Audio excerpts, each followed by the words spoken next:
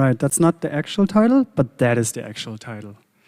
So yeah, originally this presentation was intended as something more technical, but now I found it actually more interesting to bring something more humanistic here to the stage. And this title might sound confusing, and I'll try to cover a lot of ground here, and I'm very excited to do that with you together today.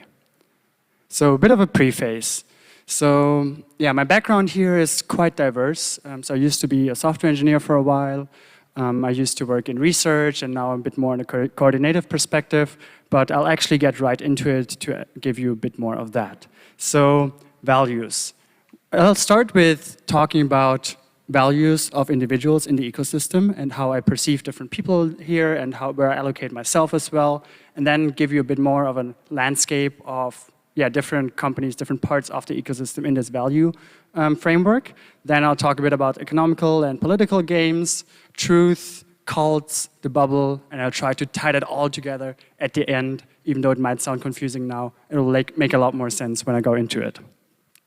So I like to ask myself the question a lot is, why? What's actually my motivation, why I'm here? And what is the motivation why other people are here? And so to put it in a very simple framework, I realized most people can be described in this kind of triangle. So either people care a lot about decentralization in the space, people enjoy fun and a community, or people care a lot about monetary gain.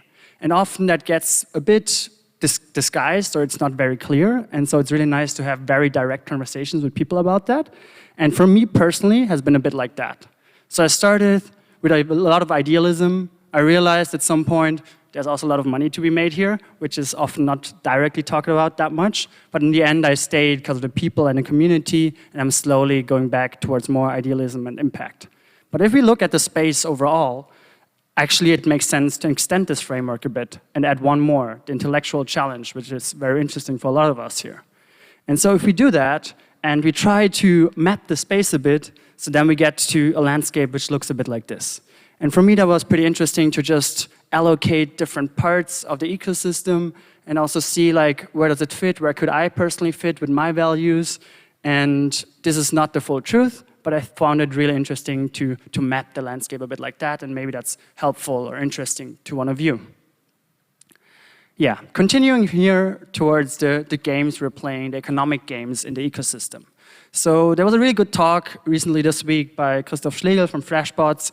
We're actually in a market structure where there's a lot of private value, for example, private order flow. The stable equilibrium is actually a full monopoly, which is the opposite of decentralization. Do we want that? Let's look at what the market actually looks like. For example, here, the builder market. Some of you might know it's a duopoly basically at the moment, but in an equilibrium, actually, it would be a full-on monopoly. And why is that like that? Or, for example, looking at how order flow works. Also here, it would be basically a equilibrium of like one party controlling all of order flow, but actually it looks more like this, like a very complex structure. So that means in the background, there's a lot more political games happening than we are aware of. And it's very interesting to observe those once you're like a bit deeper into the space. And the question is, how do we not devour ourselves in this like internal political warfare, but actually focus on the issues we care about? Open question for now. I might get back to that. So another angle to look at this is like, what do we trust in this space? So here we can put it on another framework. So I feel like the space emerged a lot from losing trust in government institutions, then trusting more in protocol and code, or do we actually just trust ourselves? Because often we have this overemphasis on just wanting to trust the protocol, the code, something predictable, but maybe there's something else. And so I kind of ended up with this nice midwit diagram. I really like those. So some of us really work hard. I used to really work hard and want to save the world, but in the end also, let's have some fun. Let's not be too serious in this space, but also really just enjoy ourselves once in a while. And so one question that arose in my reflections there is, if we just have fun, sometimes crypto feels like a big playground of technology, and do we then still actually care about issues? Or do we just become chill and just have fun, do nothing to change the world? For me, actually, it's more the way, if we can relax a bit, if we don't have to have these like political warfares, for example, stuff like this, then we can actually be more united and aligned in the ecosystem overall. And so to continue from here, what are actually, if we look at ourselves, really reflect deeply on an emotional space, our needs as humans here? Like, what do we actually care about? Why are we here?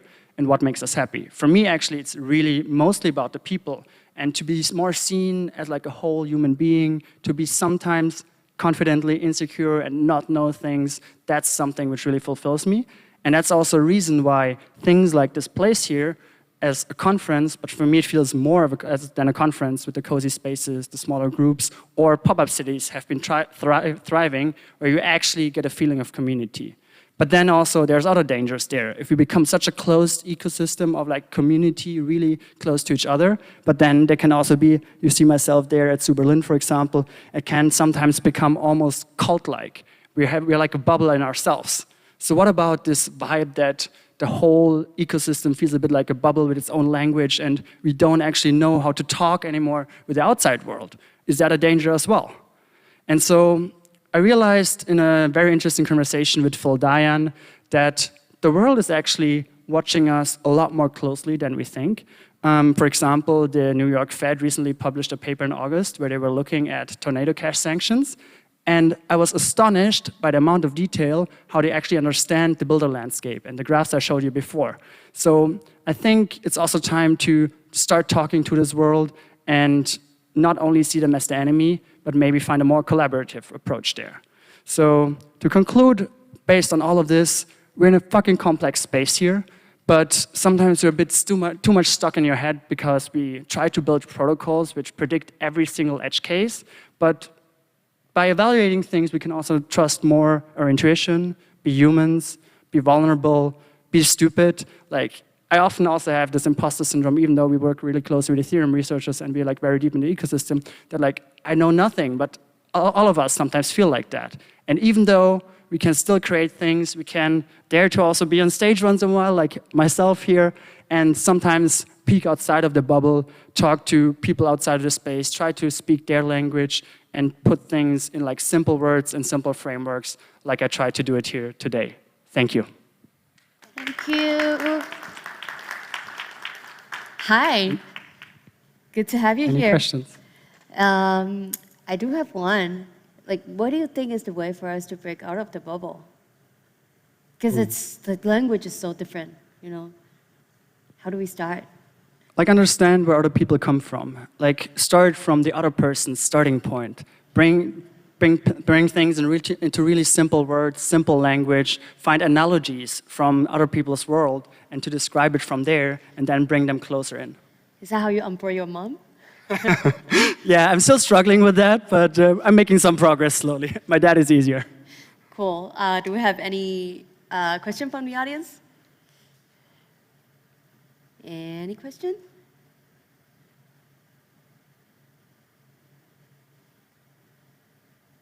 I guess we can have discussion privately after this. Cool. Happy to talk later. Thank you so much. Thank you.